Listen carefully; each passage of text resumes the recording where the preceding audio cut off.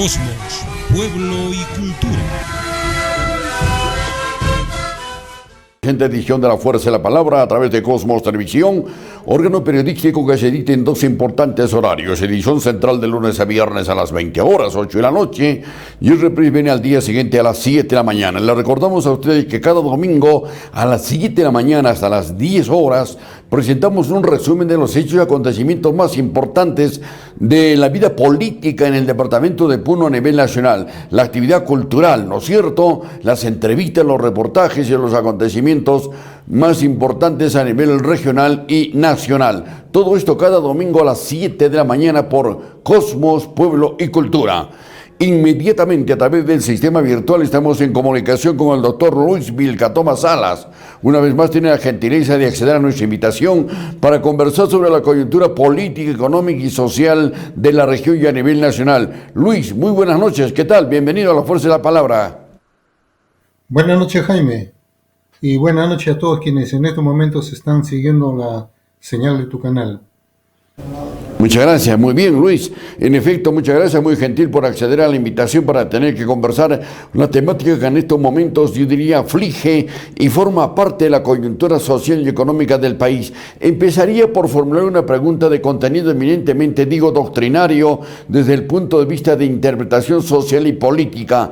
La política monetaria, económica del país y paralelamente la conducción de los poderes políticos del Estado, sea el poder judicial, el poder legislativo, el poder ejecutivo, deben de darle mayor consistencia al desarrollo del sistema social, económico y democrático del país. En otros términos, la política y el manejo económico consolida el sistema y la estructura del país.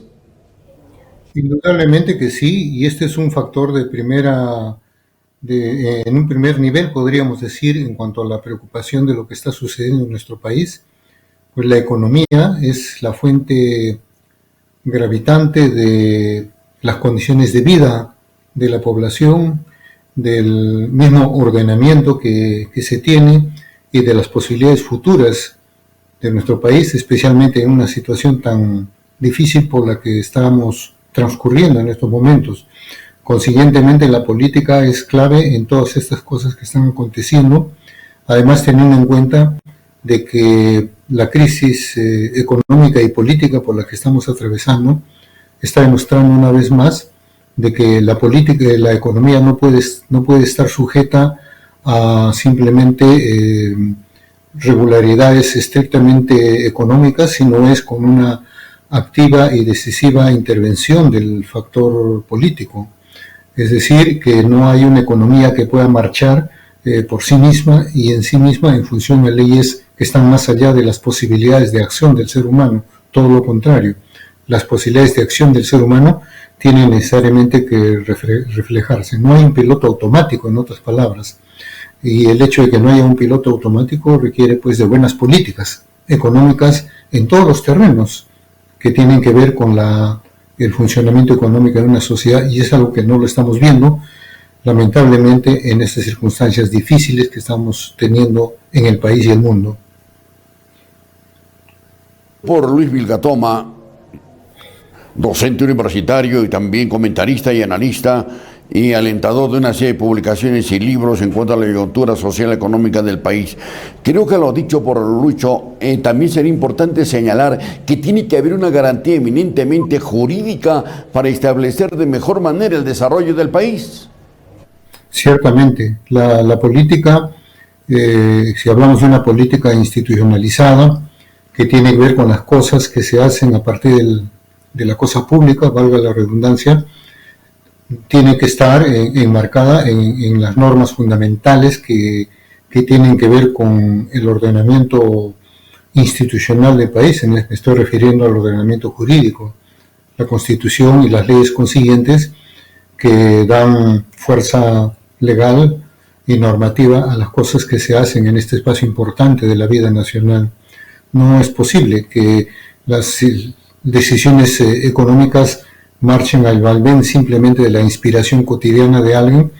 Si es que las cosas fueran así, entonces se perdería todo signo de previsibilidad, y la economía necesita algún mínimo de previsibilidad para poder actuar en asuntos de la inversión pública y privada, lo que en estas circunstancias lamentablemente no estamos teniendo suficientemente configurada una decisión de este tipo, lo cual afecta las posibilidades de inversión la inversión privada en nuestro país, nacional y extranjera, y por qué no decirlo también las propias posibilidades de inversión y de crecimiento del país a raíz de las cosas que el Estado directamente puede hacer a través de su caja fiscal. Los argumentos que tú acabas de alcanzarnos son sumamente valederos, ¿no? Y tienen plena vigencia si realmente queremos alcanzar un conglomerado de bienestar y de desarrollo y de beneficio colectivo en el país. Pero paralelamente a ello, creo que también sería oportuno conocer tu opinión, Luis, en torno a la coyuntura política que vive el país. Hace pocas horas se ha renovado el gabinete ministerial, se ha cambiado al ministro del Interior y se comenta que habrían problemas internos. Esto puede ser muy natural, pero en todo caso creemos que hay que demostrarle mayor consistencia en cuanto se refiere a las instancias de gobernabilidad y devolverle tranquilidad a la opinión pública. Mucho menos la previsibilidad en la economía, y la previsibilidad también de alguna manera es muy importante en el terreno de la política. Si los actos en la política no tienen ese mínimo de previsibilidad, lo que va a suceder es que comience a acentuarse el desgobierno, la incertidumbre y la inquietud como lo que estamos viviendo. Y actualmente yo no veo que haya previsibilidad. Lo que veo es una cadena de errores, lo que veo es una cadena de decisiones mal tomadas, y esto está directamente vinculado con lo que está pasando, especialmente en la cúpula gobernante de nuestro país. Cuando las condiciones comienzan a ponerse difíciles para quienes gobiernan, cuando la situación se empieza a poner sumamente dificultosa por asuntos de la corrupción, como en este caso, y que cada día avanzan más las denuncias, las declaraciones, los testigos, en fin, todos aquellos que en estos momentos se están señalando una serie de irregularidades, ilegalidades y situaciones de corrupción que se están cometiendo, la élite política, la clase política y quienes gobiernan en específico, como que comienzan a perder los papeles. Es decir, comienzan a incrementarse los errores en la política gubernamental. Errores que ponen al descubierto de una manera directa o indirecta las verdaderas intenciones que se tiene, como lo que está sucediendo en estos momentos con esto de la salida imprevisible de quien fuera ministro del Interior, Mariano González, y que hoy está justamente en el centro de la tormenta de lo que está pasando en nuestro país.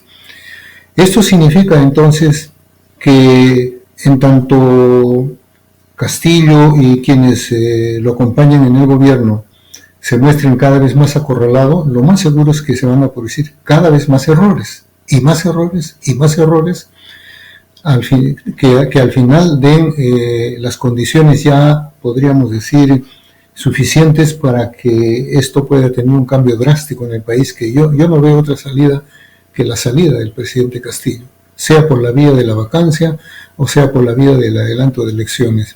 Pero ya la situación está llegando en un punto límite.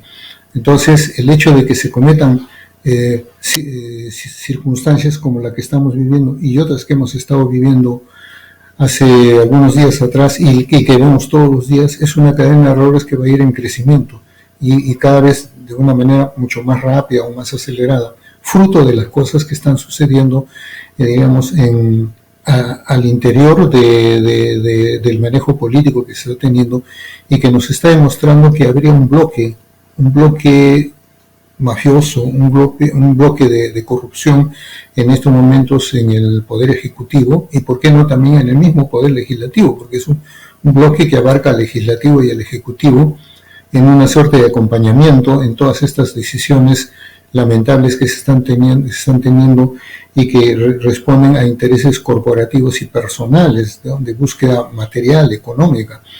Entonces esto se va a ir acentuando y solamente falta diríamos así, la chispa que incendia la pradera, y esa chispa puede proceder del terreno propiamente de la política o del terreno de la economía. Si es de la política, como lo que está pasando en estos momentos, ¿no? Y si es de la economía, en la medida que se vayan deteriorando más las condiciones de vida de la población. Pero ahí entra en juego un tema, Jaime, sobre el cual creo que es necesario también comenzar a reflexionar. Es el tema de la prueba.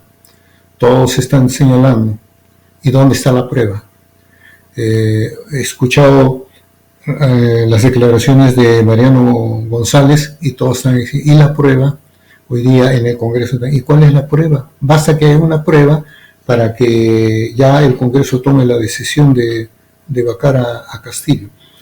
Yo creo que no se está entendiendo suficientemente el asunto de la prueba.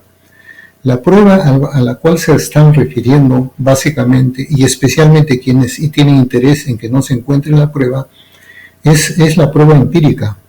Es la prueba empírica, es decir, la prueba entendida como una cosa, un audio, ¿no? Un documento, es decir, algo tangible, más o menos en la filosofía de los antiguos romanos, que para creer decían ojos miratus, manus palpatus, ¿no? Pero ese tipo de pruebas no son las únicas que en una sociedad compleja como la que estamos viviendo existen y podrían existir. Hay una prueba lógica, y esa prueba lógica es la que Rosa María Palacios, por ejemplo, ya está más o menos organizando algún sentido de la prueba en una visión distinta de entender la prueba, en el sentido de la prueba lógica, es decir, el encadenamiento de acontecimientos que van cobrando consistencia y relación entre sí, que nos digan, ahí está el delincuente, ahí está el que está robando al Estado, ahí está el que ha cometido profundas irregularidades en las normas que tenemos en nuestra vida nacional. Entonces, mientras hagamos que las cosas giren solamente en la prueba empírica, pues de repente no va a ser encontrar fácilmente pruebas de este tipo, que la delincuencia en la vida que tenemos actualmente no firma un papel, no firma un documento, y ahora más que nunca se cuidan de los famosos audios. Entonces, por allí, pretender encontrar una salida a la prueba que sea la tangible prueba, que dé la posibilidad para que Castillo sea vacado o se produzca un adelanto de elecciones, es algo que posiblemente no vaya a suceder o no vaya a darse, y consiguientemente estaríamos frente a un problema sin finalidad, sin fin, un problema que no tenga una conclusión, que se necesita de tener urgentemente ahora más que nunca. Claro que sí, Luis. ¿Se presente la prueba o no se presente la prueba? ¿Cuál es tu punto de vista? ¿Esto podría ser determinante a que se haga un adelanto de elecciones tanto presidenciales como en el Parlamento Nacional? Y esta sería la opción y la alternativa para poder retornar, diríamos, a una vida política mucho más sustantiva, mucho más positiva, y despejar cualquier situación que no consolide el desarrollo y el bienestar del país. Reitero, sería una opción, una alternativa, una convocatoria nueva al Ejecutivo y al Legislativo. Que tenga que haber una salida, sí, eso es lo que necesitamos urgentemente, una salida a esta situación de crisis política y de desgobierno que estamos experimentando en el país.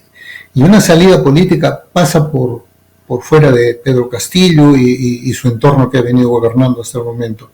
Y la salida que se está configurando, más razonable ciertamente, y la que podría posibilitar un aterrizaje suave, diríamos así, un aterrizaje suave en lo que estamos viviendo hasta estos momentos, es justamente el adelanto de elecciones con algunas reformas en el sistema electoral, con la finalidad de evitar de que se pueda repetir lo que hasta el momento tenemos reiteradamente, ¿no? Reformas en el sistema electoral, que yo creo muy bien han sido planteadas por Sagasti y algunos otros políticos, intelectuales o gente interesada en esta situación, ¿no?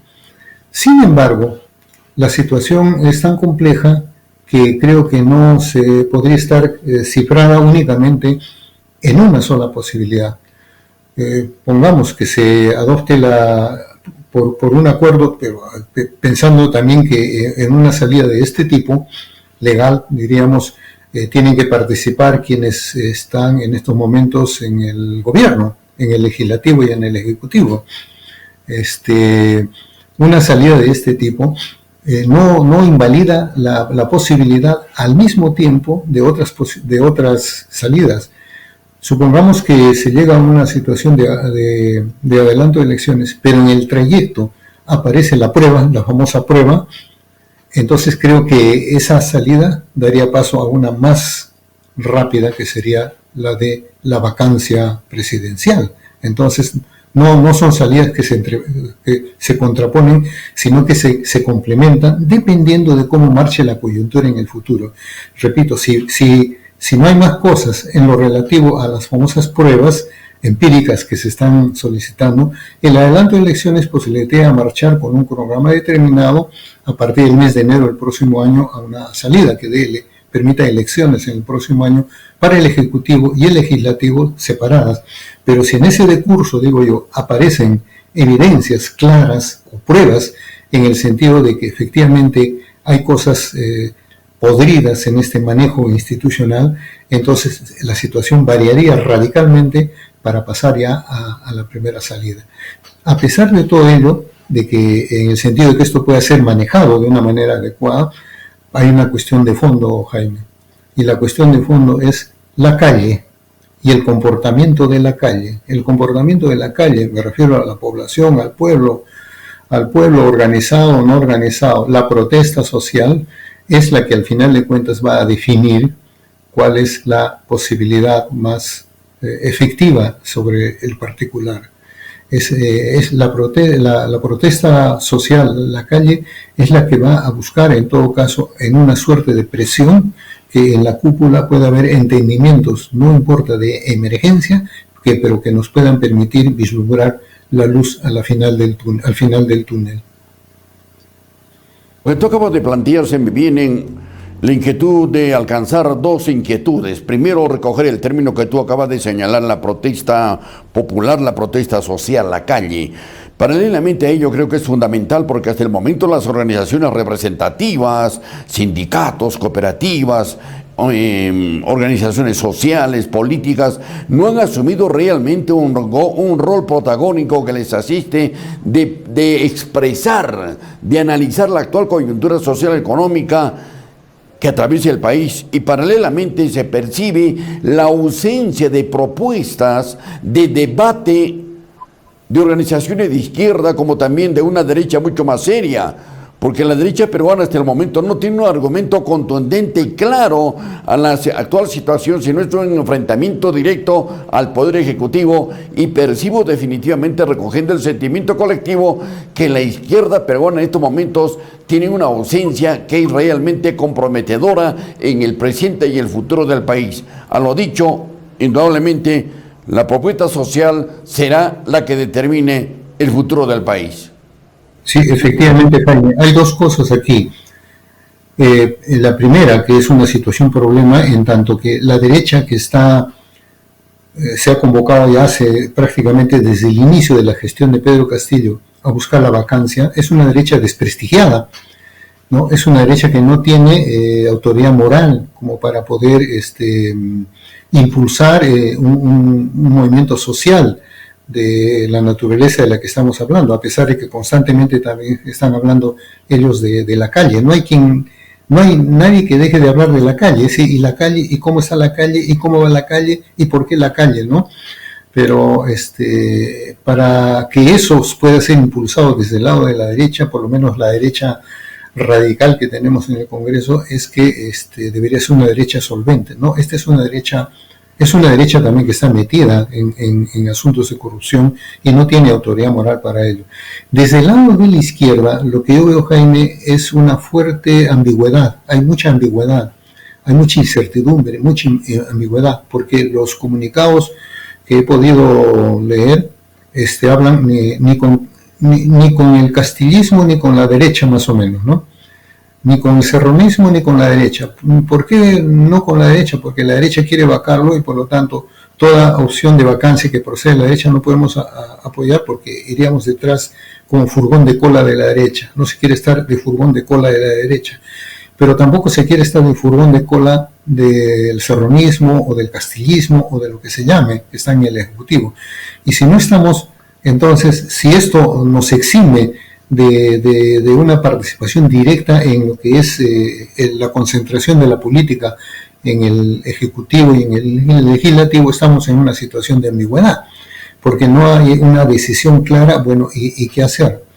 El único que hacer en realidad está en que la izquierda, recuperando siempre su capacidad de convocatoria y de movilización social, popular, y tomando ya una decisión que puede ser la vacancia también, pero que se tome una decisión o el adelanto de elecciones. Esto tendría que ser ya definido claramente en el terreno de la izquierda y pasar a ser una labor ya, digamos así, de eclosión social y de organización en esa perspectiva. Y tampoco existen respuestas simbólicas, no veo claramente respuestas simbólicas, es decir, respuestas, pongamos, yo digo, ¿qué sentido tendría el escucharlo a Castillo este 28 de julio? Yo no le veo realmente ningún sentido. Una respuesta simbólica sería apagar pues los televisores ese día, simplemente para demostrarle a este señor que no le creemos en absoluto en todas las cosas que él dice y afirma y todas las balandronadas que constantemente saca. Respuestas simbólicas que vayan configurando la dimensión subjetiva popular en el sentido ya de formar ese torrente que se requiere. Porque, Jaime, no va a haber respuesta popular si es que no hay voluntad política de que haya respuesta popular. La respuesta popular no se organiza, o por lo menos no se organiza suficientemente, en tanto la voluntad popular de los liderazgos esté encaminada en ese sentido. Y la izquierda tiene, ¿no?, la autoridad y tiene la tradición en el sentido de una respuesta popular que nos lleve a eso. Lo otro es esperar que la fruta caiga de madura, y de repente va a ser difícil que de madura caiga la fruta. ¿Por qué? Porque hay que esperar que se acumulen, ¿no?, una serie de factores objetivos, la economía, las huelgas, los paros, que de por sí es posiblemente no logren el encadenamiento. La respuesta popular implica un encadenamiento de necesidades y de requerimientos bajo una consigna central que permita orientar todo ese encadenamiento. ¿Cuál es la consigna central y cómo esa consigna central va a poder articular las diferentes protestas en el país? Lo que tenemos en el país es una mixtura de protestas, y van a seguir habiendo más protestas, pero en tanto continúen como una mixtura de protestas, esto no tiene peso gravitante como para producir un cambio drástico en la forma como está ordenada la política en estos momentos en el Perú. Sí, definitivamente. Al tema que está comentando Luis, creo que es importante conocer tu opinión, tú como docente universitario, con vasta experiencia en el campo académico, en la investigación científica. El Parlamento Nacional ha cometido un desliz desde mi punto de vista, orientado a hacer una serie de modificaciones a la actual ley universitaria, poniendo en riesgo realmente este avance de la actual norma legal, ¿no?, que no es perfecta, pero que de una u otra forma ha reorientado la vida universitaria a nivel nacional. Entonces el Parlamento Nacional indudablemente que está jugando intereses también de las universidades privadas y de determinados grupos políticos en hacer modificaciones a la actual ley universitaria sin tener realmente una visión positiva y de mejor proyección. Esa es otra de las incongruencias o errores a los que me refería hace un momento. La crisis es política tan seria que este tipo de incongruencias, de errores o de metidas de pata, diríamos así, se están produciendo sucesivamente y se van a seguir produciendo con mayor envergadura seguramente en los próximos días o en las próximas semanas. Este es un tremendo error o una tremenda incongruencia en la que se ha cometido, respondiendo u obedeciendo a intereses corporativos, económicos, corporativos en el campo de la enseñanza superior. Como sabemos, están pues en determinadas universidades particulares que no han tenido la aprobación de la SUNEDU por razones de calidad, ¿no?, en estas universidades, y que hoy quieren retornar por la puerta falsa, realmente están abriendo una puerta falsa por la cual ellos puedan retornar de manera tal que recuperen su legalidad institucional y con toda seguridad pues vuelvan siempre a las cosas que han venido haciendo, una calidad baja, ¿no? Pérdida de horizontes en la formación profesional del país y ganar pues a manos llenas como lo han hecho. Entonces el hecho de que eso no se haya aceptado, diríamos así, y esto haya sido observado por el Poder Judicial, implica que tienen que volver a repensar esto, lo que no quita también la posibilidad de que puedan insistir de alguna manera sobre ello. Entonces, a mí me parece que aquí el debate, el análisis y la convergencia de diferentes acciones en torno a garantizar la calidad de la educación superior es fundamental en todas las universidades del país, especialmente las universidades públicas, estudiantes y docentes, todos convocados porque la calidad sea efectivamente algo plasmado en las cosas que se vienen haciendo respecto a la formación profesional del país, que está muy decaída. Lo que tenemos como resultado en asuntos de corrupción, por ejemplo, y este desgobierno en el manejo de la cosa pública, y un sinfín de cosas que aparecen, por ejemplo, en las posibilidades de inversión que tienen los gobiernos regionales y locales, tienen que ver con los profesionales que están ahí y que han sido formados justamente en las universidades. O sea, la universidad tiene responsabilidad directa o indirecta también en estas cosas que están aconteciendo y por lo tanto todo aquello como lo que ha venido sucediendo con la SUNEDU que se haga sobre el particular es muy importante. Lo que no quita el hecho de que a lo que está haciendo la SUNEDU se puedan hacer algunas modificaciones, algunos ajustes, algunos cambios importantes para mejor, pero no para destruir la posibilidad de hacer un ordenamiento que es importante hacerlo en las universidades del país. Efectivamente, la temática del país hay que tratarla con este nivel profesional, con un análisis realmente desapasionado, enfocado a la actual coyuntura que vivimos nosotros, ¿no es cierto? Luis, yo quiero agradecerte sobremanera la gentileza que has tenido de compartir con nosotros estos espacios de la Fuerza de la Palabra de Cosmos Televisión. ¿Algo más que agregar? Te escuchamos. No, solamente atento a tu convocatoria, Jaime, y dispuesto a colaborar por lo menos con un granito de arena en la formación de una opinión pública más transparente y más responsable, que es lo que necesitamos en el país y en la región de Puno. Buenas noches, Jaime. Se ha compartido con nosotros los asistentes de la Fuerza de la Palabra de Cosmos Televisión, el doctor Luis Vilcatoma Sala, ¿no? Docente universitario y al mismo tiempo alentador de una serie de trabajos de investigación científica desde la Universidad de Puno y a nivel nacional. Estos son los temas que actualmente estamos atravesando, ¿no? Realmente, ¿qué esperamos el 28 de julio? ¿Un discurso más sin altisonancias? ¿Un discurso que emite el presidente de la República y no consolide realmente tome de decisiones importantes que orienten el desarrollo y el bienestar? Se requiere realmente, si el discurso va a ser realmente con una temática de carácter social, económico y político serio y responsable. Hay una debilidad en el desarrollo político del país. Hay un Parlamento Nacional que realmente no tiene una visión clara y responsable de orientar y de plantear opciones de desarrollo. Y el Poder Ejecutivo está encasillado realmente en problemas eminentemente politiqueros y familiares. Falta decisiones serias y coherentes. Eso espera el país. La pausa y luego volvemos.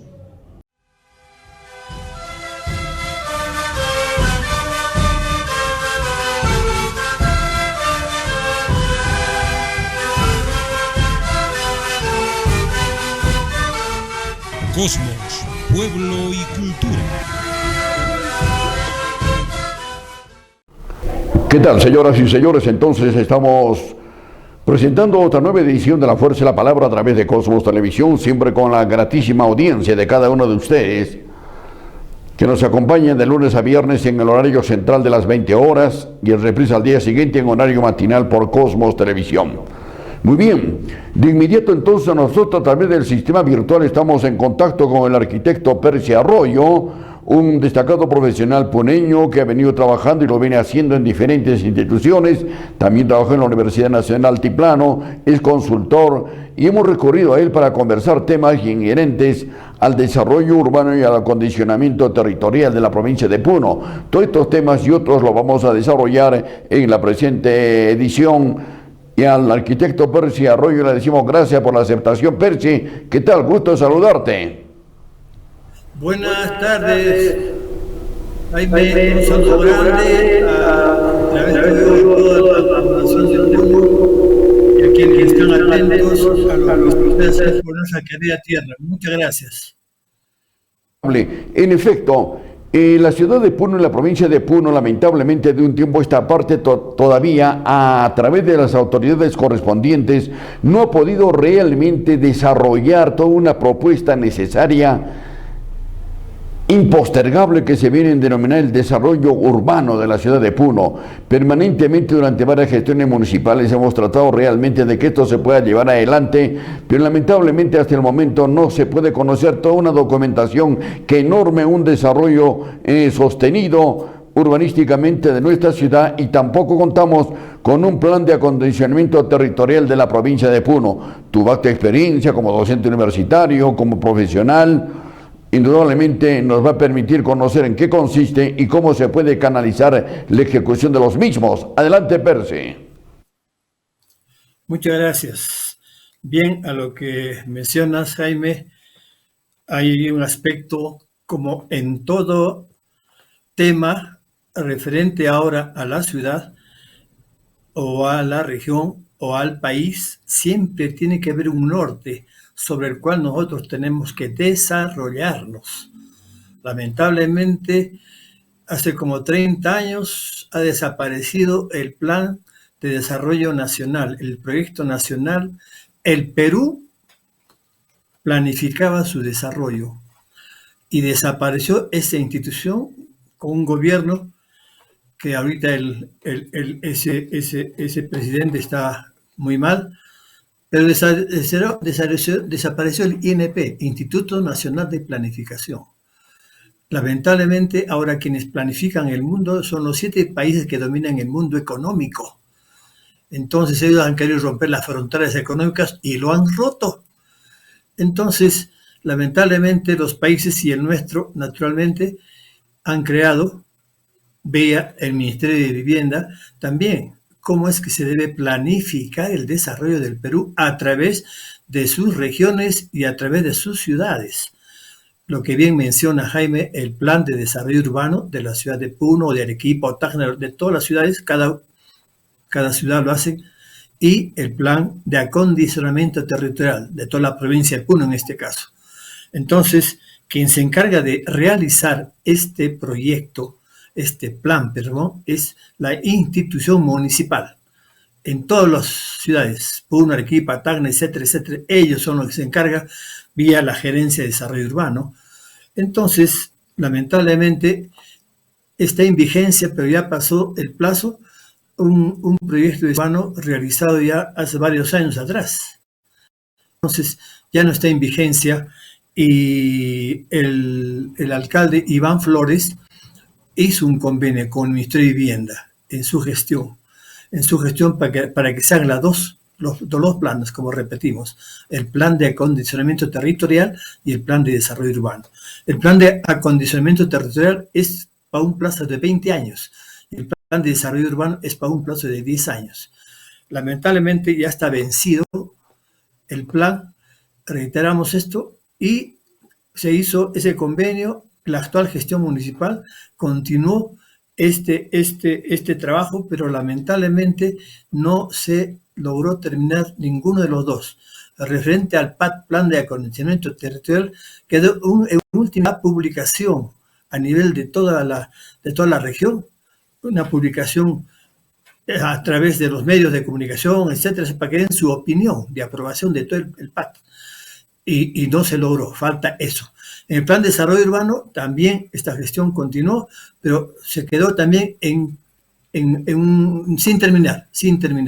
Entonces, lamentablemente, por razones obviamente de la gestión municipal, estos planes han quedado pendientes. O sea que actualmente no hay un plan de desarrollo actualizado para la ciudad de Puno y tampoco el plan de acondicionamiento territorial para la provincia de Puno, que son 15 distritos. Entonces, eso es en primera instancia, Jaime. Es importante lo que usted acaba de señalar.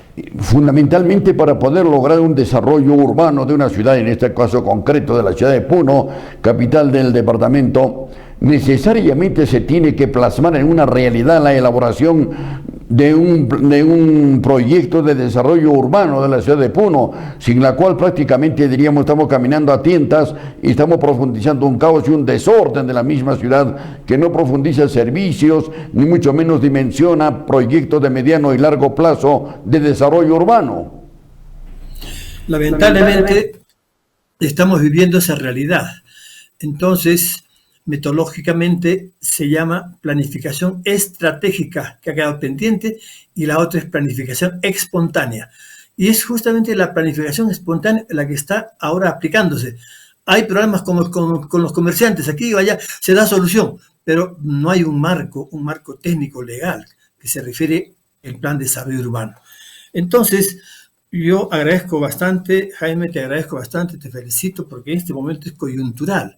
Porque justamente hay ahora las elecciones que vienen en octubre, me parece. Ya entonces aparecen los candidatos. Con mucha modestia, humildad, quisiera, por favor, a estos candidatos, tanto del gobierno regional como de las alcaldías, de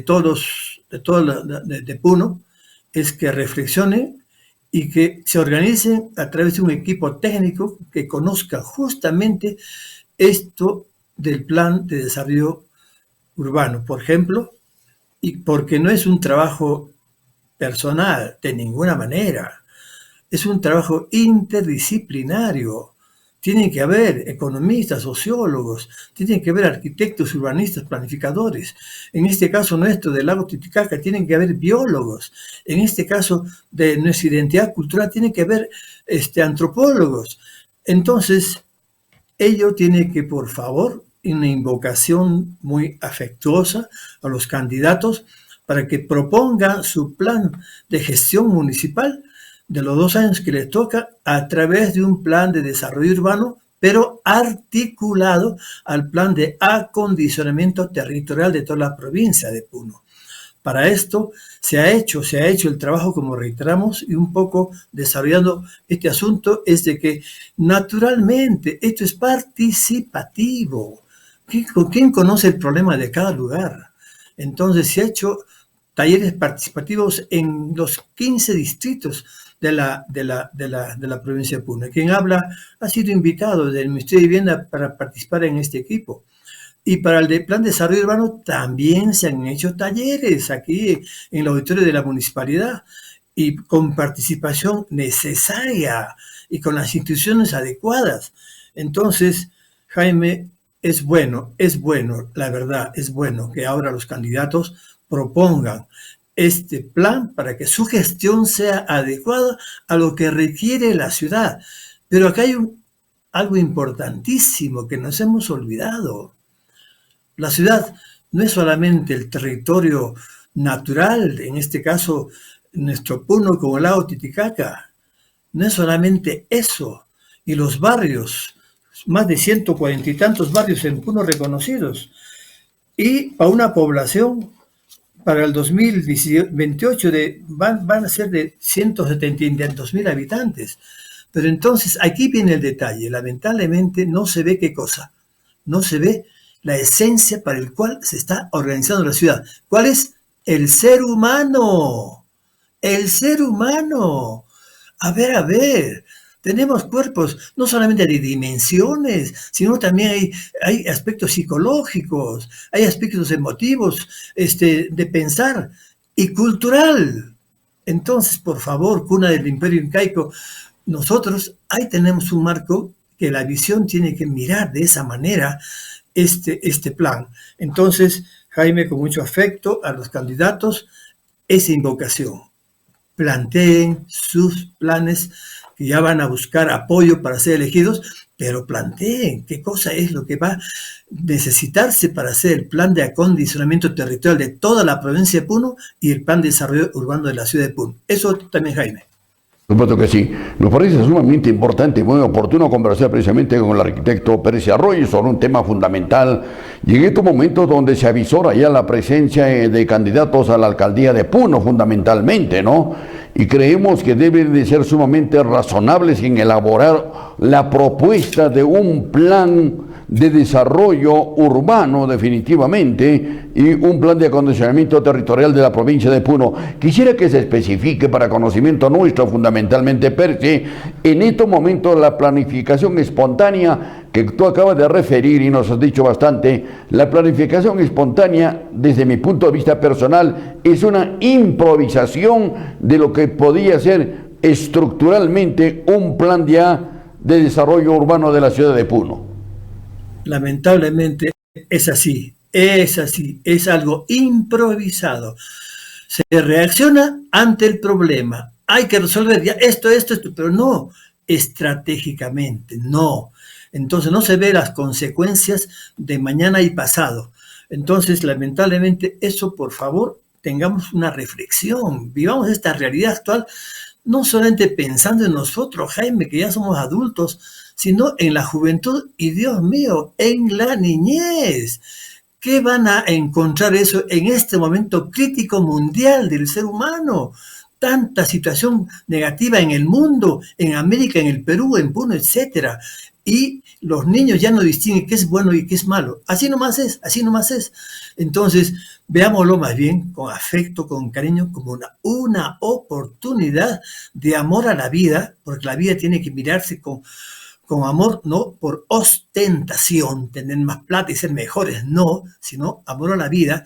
Y finalmente, eso significa que tienen que participar todas las instituciones, todas, para el plan de desarrollo urbano, no solamente los profesionales del área, del espacio, que es ingenieros, arquitectos, etc. No, médicos, docentes de primaria, secundaria, dirigentes de los barrios, por favor, los lancheros, todos son los que habitan en este espacio.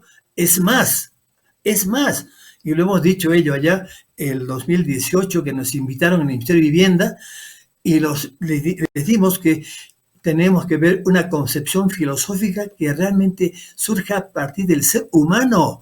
Entonces nosotros, por favor, pues somos formados por la educación occidental y por la iglesia occidental, pero esencia cultural andina. Y por esa razón hemos propuesto allá, y lo han aceptado, una concepción filosófica dialógica, tener en cuenta lo occidental y lo andino. Entonces, esas cositas, Jaime, se tienen que ver para que realmente hagan una reflexión, un estado de conciencia diferente, veámoslo así con cariño, a las autoridades, y que se arme los equipos con los 145 barrios reconocidos en Puno, por ejemplo, y de ahí se rescate cada problemática de cada lugar. ¿Quién va a conocer los problemas de Jayihuaya? Por favor, no puede ser que el candidato que va a entrar, que va a conocer los problemas de cada sitio. No, entonces tiene que ser participativo, pero alguien tiene que poner norte. Aquí viene el detalle. El norte lo pone el equipo que tiene conformado el alcalde, el candidato, perdón, el norte lo ponen ellos, y tiene que ser como sugerencia, un norte de una concepción de visión de rescate de nuestra identidad cultural. Esto es, Jaime. Por supuesto que es de identidad cultural. Quiero capitalizar tu concurrencia, tu gentileza de abordar este tema que tú lo dominas perfectamente, pero que al mismo tiempo es de responsabilidad de toda la colectividad nuestra para poder realmente abogar en desarrollar todo un proyecto de desarrollo urbano en la ciudad de Puno. En pocas palabras, pero con la característica y la objetividad profesional que tú tienes, ¿en qué consiste prioritariamente este desarrollo urbano de la ciudad de Puno? ¿Qué se prioriza? ¿Qué se orienta? Bueno, a organizar todo el área de influencia de la ciudad. En este caso, el área solamente no es lo que está ocupado ahorita con viviendas o con comercio. No, Bajo esa visión cultural, por favor, ¿qué significa el lago para nosotros, nuestra mascota? ¿Qué significa, por favor, Canchane para nosotros? ¿O qué significa Soguine? O todos los apus, pues, ¿qué significa culturalmente? Entonces, una pena, bajo esa concepción cultural de que son realmente sagrados, una pena que Machayata, otro cerro, esté totalmente invadido. Amén del peligro de terrible, de que se puede caer muchas cosas ahí de viviendas. Más allá de eso, el tema es que se niega la esencia cultural de este Puno, que tiene esa riqueza cultural grande, más allá de la cuestión, obviamente, artística, poética, musical, de danza, reconocida al mundo, la Virgen de la Candelaria, etcétera, etcétera, por UNESCO. La esencia es que se está perdiendo todo eso. Entonces, la pregunta es organizar el territorio bajo esas condiciones, espacios para el ser humano. Entonces, para vivir, para educar, salud, educación, recreación y para la esencia cultural, ir a Cancharay y ahí crearse, recrearse, etcétera, etcétera.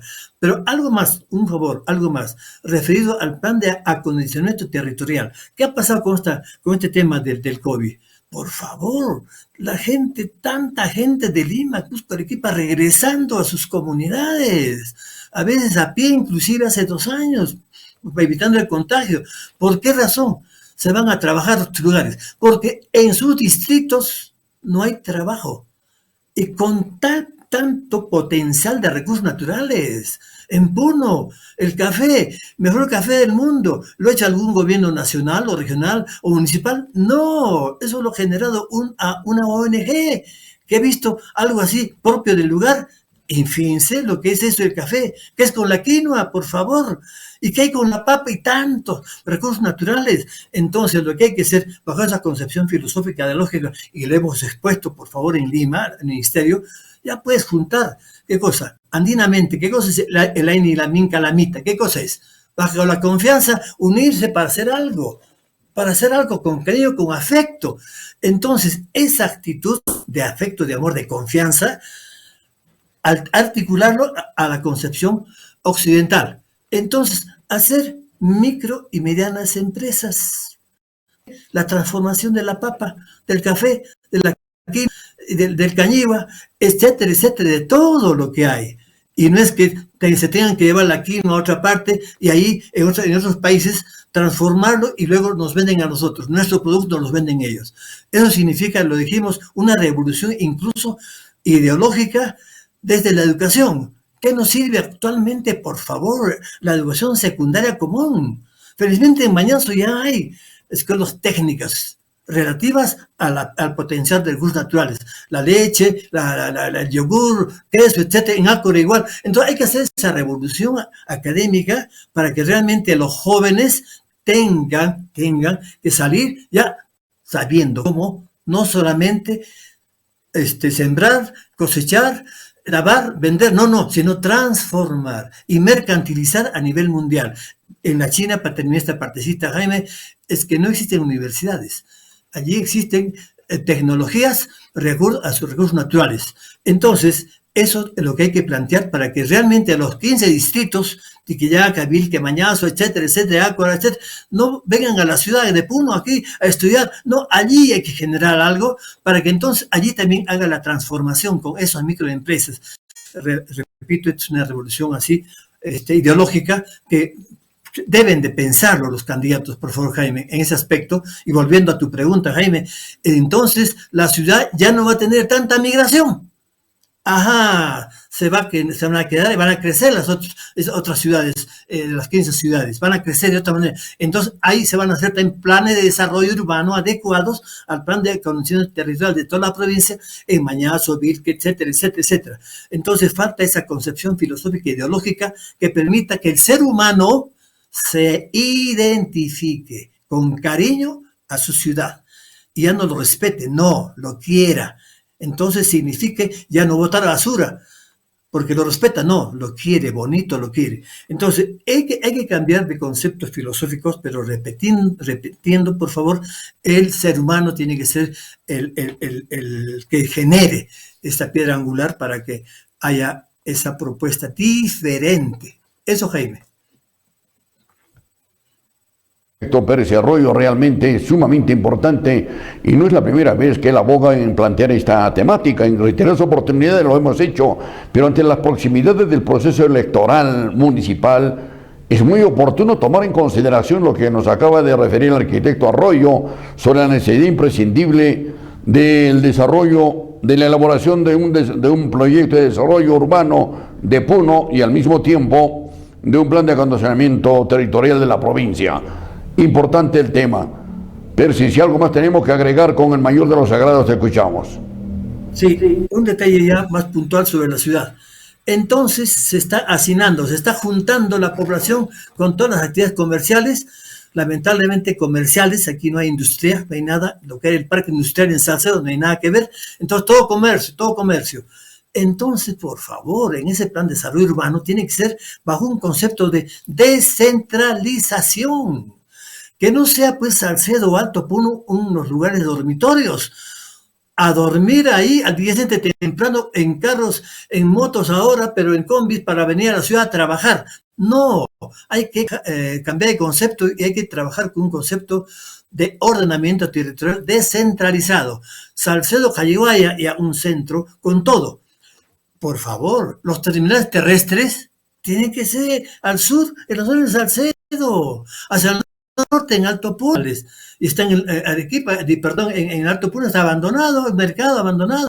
Entonces, hay que tener una imaginación, creatividad, para allí hacer unos centros comerciales, los mercados, con ferias artesanales, tal día, en Alto Puno igual, en la zona de Uros Chuyuni, o sea, centralizar la ciudad.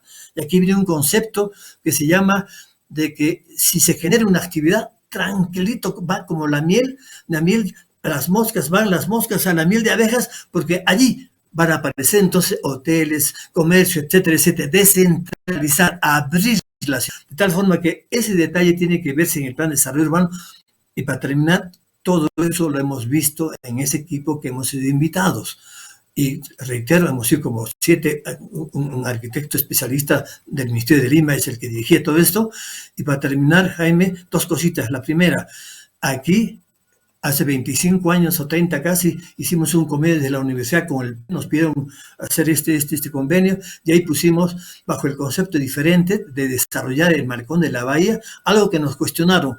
Propusimos que se haga se incorpore en el equipo un antropólogo y un arqueólogo. Nos cuestionaron desde Lima, justificamos y aceptaron. En este caso del PDU en Lima, cuestionaron que aparezca el antropólogo, un docente de la U, pero aceptaron también porque se les dijo de que aquí el desarrollo es para el ser humano. ¿Y quién conoce la cultura andina? El antropólogo, pues. Y fíjense, mensajes desde Puno, ¿eh? No de Pérez Arroyo, por favor, nada de egocentrismos. Desde Puno están haciendo actualmente plan de desarrollo de una ciudad del centro del Perú, ya desde Lima, el Ministerio de Vivienda, y han puesto en el equipo antropólogos, que son los que conocen justamente la zona cultural. Y lo último, Jaime, dando mensajes también en esa confianza que nos tomó el alcalde actual, nos pidió intervenir en el equipo de la remodelación de la Allí intervenimos el 2018 en la parte de la arquitectura, un equipo sí, obviamente grande, pero ahí entramos y nos aprobaron en el Instituto Nacional de Cultura, en el Ministerio de Cultura, un concepto, porque tenemos que hacer conceptos con mensajes a la vida en este presente. Y ahí dijeron Plaza Mayor, pero la Plaza Mayor uno se ve identificar con que yo soy mejor que tú, tengo más plata que tú, pinta que tú. No, es mensaje para la juventud. Ahí entonces, Jaime, propusimos y nos aceptaron que se llame algo que no hay en el mundo actualmente, una concepción simbólica, Plaza de Armonía. Ello con un significado de amistad, unión, alegría, colaboración, que falta en eso. Y finalmente un mensaje, lo que no hay, un mensaje de lealtad, honestidad, honradez, sinceridad, reciprocidad y modestia. No hay. Entonces, lamentablemente vino la pandemia, porque se le dijo al alcalde y a los funcionarios que tienen que haber actividades cada fin de semana o cada fin de mes para que se junte la gente allí, para que realmente haya esa identidad. Y lo último, esta partecita de la plaza de la pileta, también, cómo diseñar la pileta. Obviamente, perdónenme un detalle más, el diseño de la plaza no lo hice yo, lo hizo otro arquitecto. Le pedimos permiso, le pusimos cambios, él aceptó esos cambios. Entonces solamente salió la resolución municipal para los cambios. Y finalmente la pileta también. Ahí, ¿qué hacer con la pileta? Nos inspiramos para dar un mensaje a la vida. En nuestro lago Titicaca, nuestra Mamacota, ¿cómo está contaminada, enferma? Entonces, y ahí también hay un tema. El agua abarca a la zona aymara y la zona quechua. Demos un mensaje. Entonces, el mensaje también fue de que la concepción simbólica sea nuestro lago Titicaca, por el tema del agua, de la pileta. O sea que concepción simbólica, el lago Titicaca. Significado, cariño a nuestro lago. Mensaje, curarlo y cuidarlo.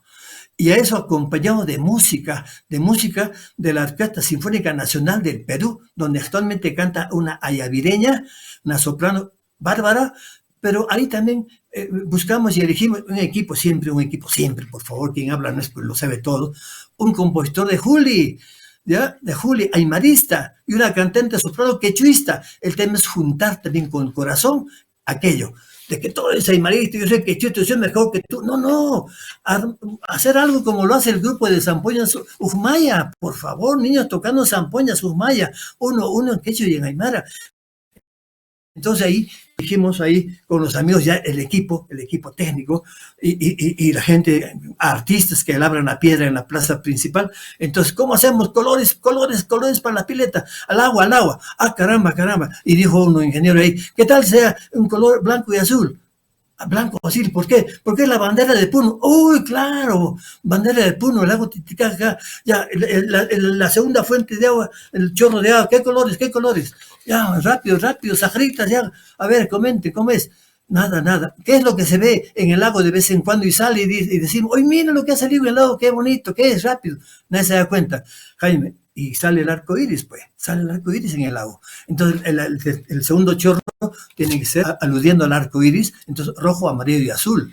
Y el último chorro, lo que queremos todos, ¿qué cosa queremos todos? Que el agua esté puro, cristalino, sanito, nuestra Mamacota realmente de buena salud. Para terminar esta parte, entonces la música de este compositor de Juli, aymarista y cantante de la soprano de Ayaviri, quechuista, es la música Lago Titicaca de la fe y la esperanza. Fíjate, Jaime, eso lo tocan de tanto en tanto, allí en el municipio, ahí, pero esa es la razón, no casual, se dan cuenta, sino causal. La vida es causal, tiene que haber una causalidad para dar mensaje a la vida, en este caso, nuestro Puno. Entonces, es un detalle último que quería comentarles para que realmente se haga la cosa de acuerdo a la realidad actual y verlo como una oportunidad, esta situación que vivimos, para que realmente demos su mensaje desde nuestro Puno querido, cuna mitológicamente del imperio, de donde salió Manco Cápac en Manaos. Muchas gracias, Jaime, muchas gracias. Disculpa que me he alargado, disculpa por lo hacemos.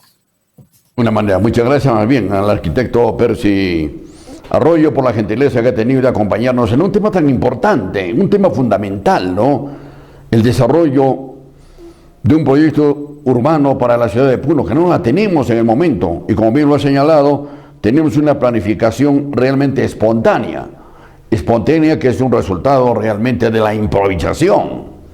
No tenemos un proyecto de desarrollo urbano en la ciudad de Puno, que podría elaborarse porque hay recursos medios y profesionales, y al mismo tiempo la elaboración de un plan de acondicionamiento territorial de la provincia de Puno, para empezar.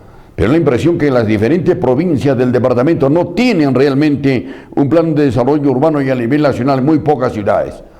Lo que acaba de aportar el arquitecto Arroyo es altamente significativo y nosotros lo valoramos de sobremanera. Muchas gracias al arquitecto Arroyo, distinguido amigo nuestro, por haber conversado en un tema sustancial, sustantivo, y ante la proximidad de las elecciones municipales, a ver qué candidato se atreve a proponer la elaboración de un proyecto de desarrollo urbano, y lo esperamos aquí para conversar. Lo esperamos aquí para poder conversar y realmente nos detalle, con el asesoramiento indudablemente de antropólogos, de arquitectos, sociólogos, ¿no es cierto?, un proyecto de desarrollo urbano de Puno y un plan de acondicionamiento territorial provincial. Es tiempo de hacerlo. Todo es espontáneo y la forma de espontaneidad en que se está manejando la ciudad es una improvisación terrible. Señoras y señores, hasta aquí entonces la entrevista con el arquitecto Percy Arroyo. Gracias, la pausa y luego volvemos.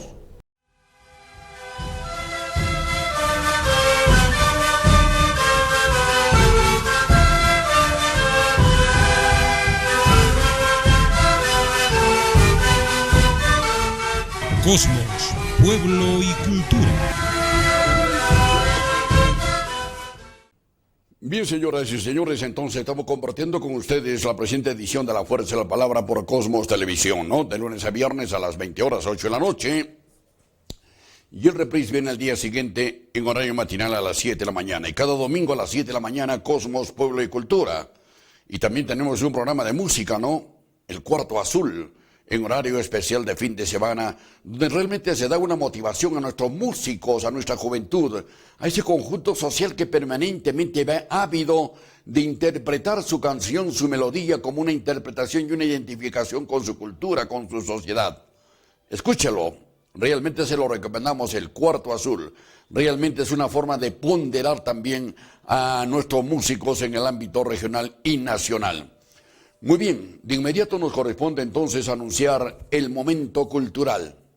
Gratísimo para nosotros, desde luego, compartir esta instancia del momento cultural, donde hacemos un análisis de los libros, revistas, publicaciones, encuadernaciones que nos llegan y les adquirimos para precisamente luego de levantar la ficha respectiva, compartir con ustedes y motivarlos. No hay libro malo. Todos los libros tienen un contenido y un mensaje. Y si uno tiene predisposición por la ciencia, la historia, la literatura, el cuento, la novela, en fin, es simplemente adquirir y dar lectura, rienda suelta y a un espíritu creativo y de creatividad a la lectura que nos sea más apetecible y amena para cada uno de nosotros.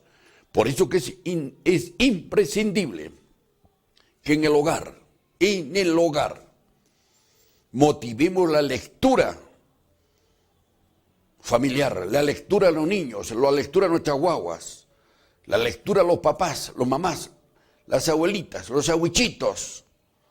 Tengamos preferencia por la lectura porque en ella viene el enriquecimiento y una visión del mundo en el que vivimos y compartimos mejores instancias de comprensión.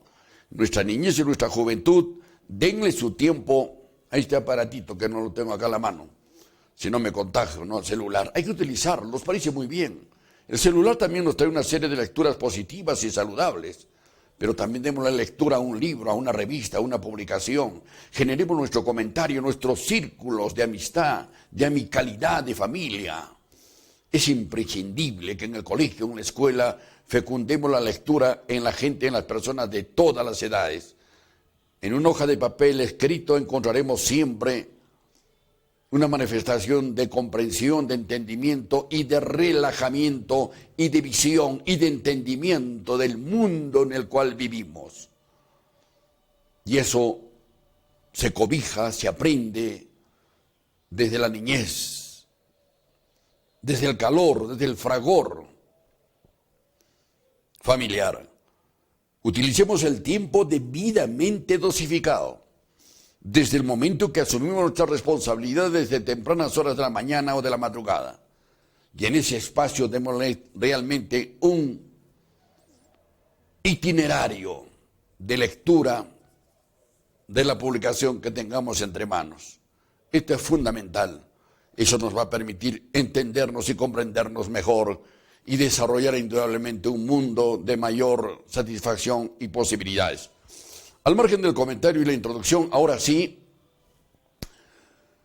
vamos a analizar este libro en el momento cultural. Convulsión social y crisis política en el sur andino en el siglo XIX.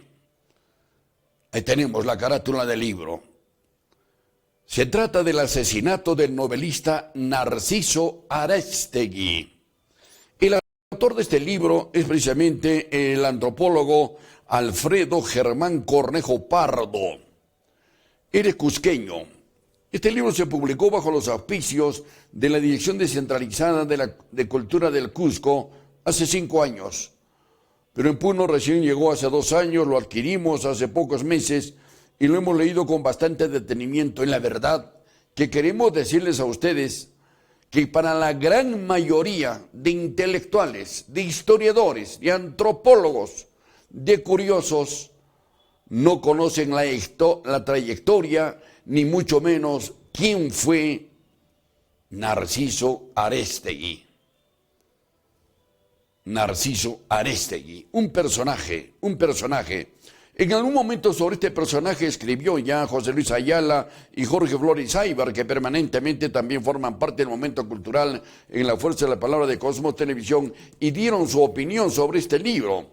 El Cholo Ayala dijo: durante muchos años, en textos oficiales de historia y literatura, pero mucho más según la memoria social andina, se repitió una falsedad manipulada por los autores del asesinato de Narciso Ariztegui.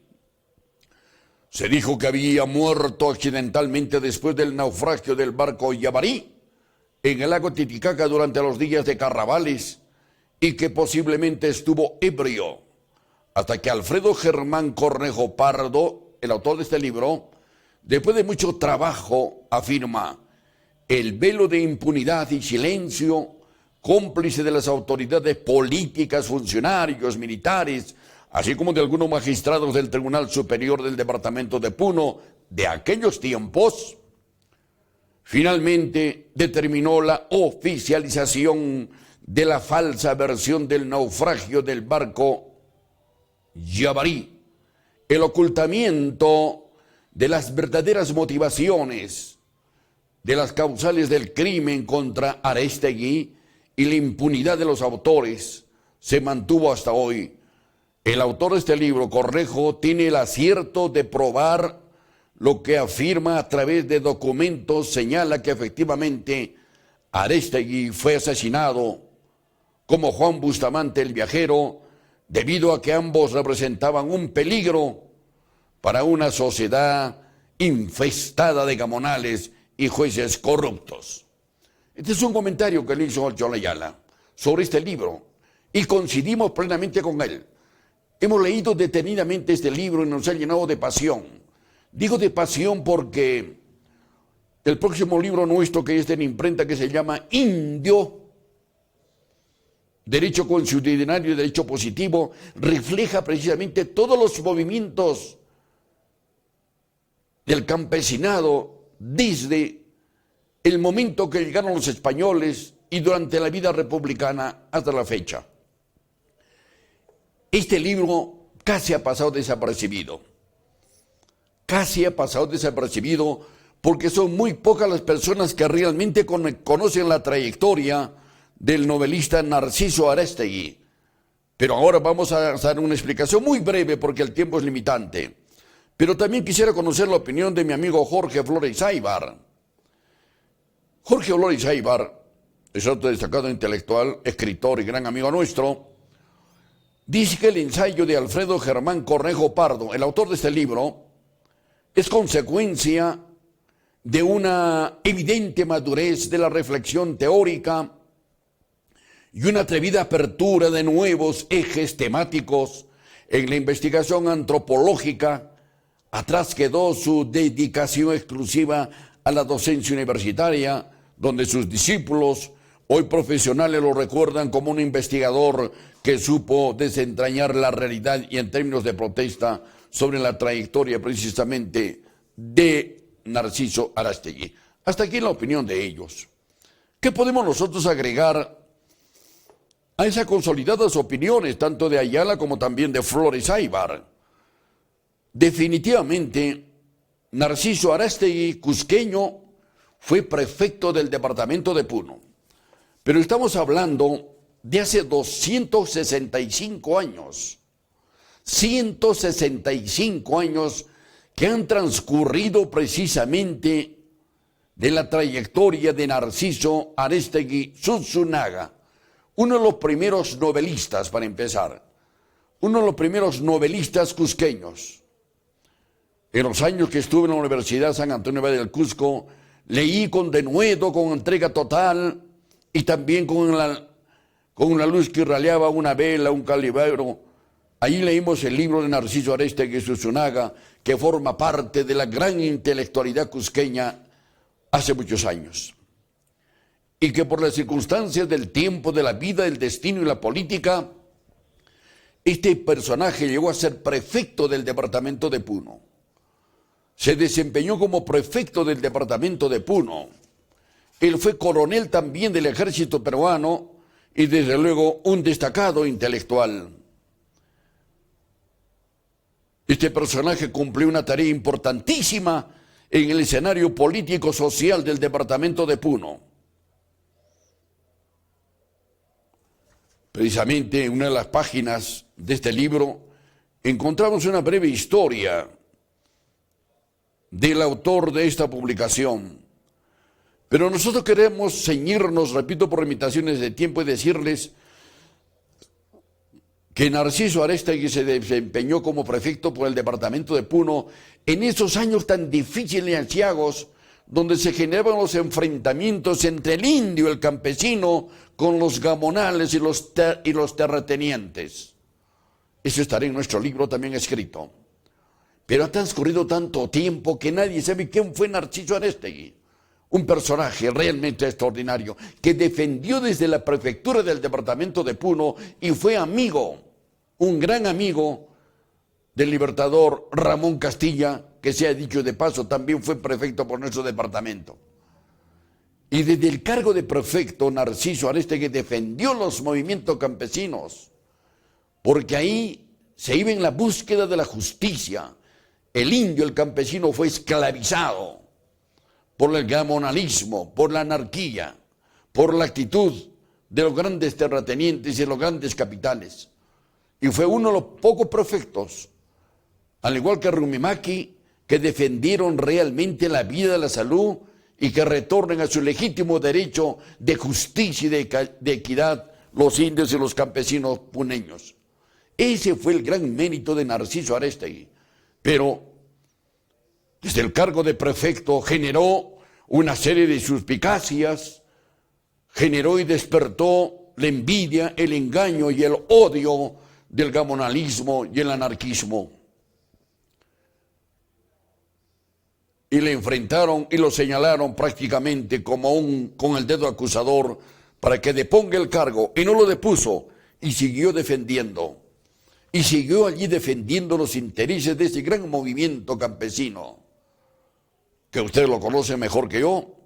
Narciso Arestegui fue prefecto, pero ¿cuál fue el final? Y en este libro su autor, Alfredo Germán Cornejo, con lujo de detalles, señala que fue asesinado en un domingo de carnaval de hace 152 años. Cuando el pueblo de Puno, como ahora, siempre con la algarabía, el calor de la pandilla puneña, la estudiantina, ¿no es cierto?, la serpentina, el chisguete y todo lo demás, festejaba con mucha tradición los carnavales. Y en aquella oportunidad, precisamente, este prefecto de Puno, Narciso Arestegui, se embarcó en un bote con destino a la isla Esteves porque ahí estaba la fiesta. Y al parecer realmente sus enemigos políticos hicieron que se volteara la lancha al regreso de a la isla de Esteves, acá frente a nuestra ciudad. Murieron 7 personas y se salvaron 5. Y dentro de ellas murió ahogado Narciso Arestegui. De ese tiempo hasta la publicación de este libro, o hasta el día de hoy, no se ha profundizado las circunstancias en que realmente se volteó esa lancha, que regresaba de Isla Esteves con destino al puerto de Puno y donde se encontraba el prefecto Narciso Arestegui, identificado en la defensa del indio y del campesino, pero que el gamonalismo y el terrateniente prácticamente se sentía incómodo con este prefecto, porque todos los prefectos siempre han estado al servicio de los partidos políticos de gobierno, generalmente casi todos. Esto es a grandes rasgos la proyección histórica, literal y cultural de Narciso Arestegui, que se plasma precisamente en este libro de más de 600 páginas. Se hace un historial, por ejemplo, del barco El Yabarí. Se hace un historial del resto de embarcaciones en el lago Titicaca. Un libro que no simplemente se ciñe a señalar el final la muerte y el asesinato de ese gran escritor, periodista y coronel del ejército como fue Narciso Aristegui. Me estoy quedando, creo, sin imágenes. Entonces, realmente la labor es sumamente importante y trascendental en este libro que nos alcanza Alfredo Germán Cornejo Pardo. Se lo recomendamos. El libro me da la impresión que está vendiéndose en el Sendo, no en la calle de Lima, frente a la biblioteca municipal. Ojalá que se tenga ese libro y se lo recomendamos, porque la gran mayoría de historiadores, de antropólogos y de ensayistas que han referido la historia de los movimientos campesinos en el departamento de Puno de Bustamante, de Rumimaki y otros tantos personajes, olímpicamente han eludido siquiera mencionarlo a Narciso Aristegui. Que sea dicho de paso, sus restos mortales están en un viejo cuartel todavía del cementerio central de la Icacota de nuestra ciudad. Hemos querido compartir con ustedes un breve comentario sobre este libro y rendir nuestro homenaje desde esta parte del momento cultural de la Fuerza de la Palabra al novelista Narciso Aristegui, que forma parte indudablemente del gran movimiento intelectual en el Cusco y en el sur del país, y uno de los personajes que permanentemente desde el cargo de prefecto defendió y luchó por no más la esclavitud del indio y del campesino. Y el final de su muerte no ha sido claramente establecido. Hasta aquí, señoras y señores, con profunda satisfacción, hemos comentado brevemente el libro del antropólogo cusqueño Alfredo Germán Cornejo Pardo sobre la convulsión social y crisis política del sur andino en el siglo XIX, asesinato del novelista Narciso Aristegui. En nuestro libro El Indio, que como repito está en prensa, sobre derecho constitucional y derecho positivo, hay un capítulo especial sobre este personaje que todos olímpicamente lo han olvidado. Seguramente porque no era pariente de uno y del otro, pero es un personaje que realmente tiene un gran valor y una significación histórica. Hasta aquí el momento cultural. Muchas gracias, continuamos trabajando y volvemos.